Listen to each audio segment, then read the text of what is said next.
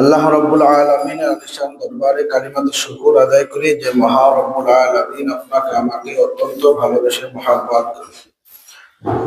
রজব মাসের প্রথম জুমার নামাজ আদায় করার উদ্দেশ্যে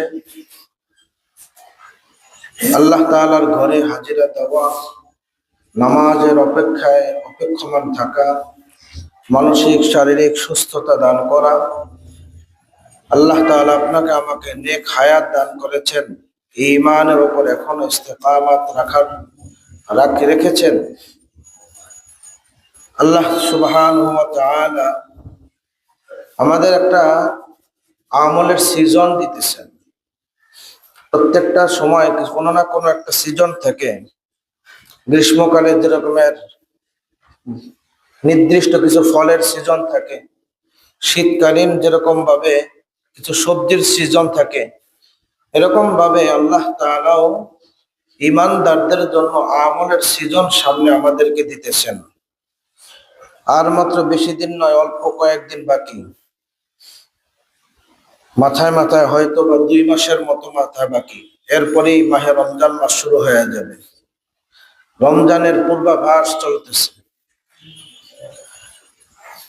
তো এই রমজান মাস আসার আগেই আল্লাহ তাআলা আমাদেরকে রমজানের প্রস্তুতি নেওয়ার জন্য একটা সিজন দিয়েছেন। যেমন ঈদ আসার আগে যেমন ঈদের প্রস্তুতি আমরা নিতে থাকি, কাপড় চোপড় কেনাকাটা, বিভিন্ন ধরনের একটা প্রস্তুতি থাকে। তো রমজান মাস আসার আগেও একটা প্রস্তুতি থাকে ঈমানদারদের জন্য। ব্যবসায়ীদের প্রস্তুতি ঈদের সময়, অর্থাৎ বিভিন্ন পূজার সময় প্রস্তুতি তারা নেয়, কিন্তু ঈমানদারদের প্রস্তুতি হলো এখন থেকে। রজব মাস যখন আসে তখন থেকে শুরু হয়ে যায়। আল্লাহ রসুল সাল্লাল্লাহু আলাইহি ওয়াসাল্লাম যখনই রজব মাস আসতো তখন থেকেই রমজানের প্রস্তুতি নিতে থাকতেন।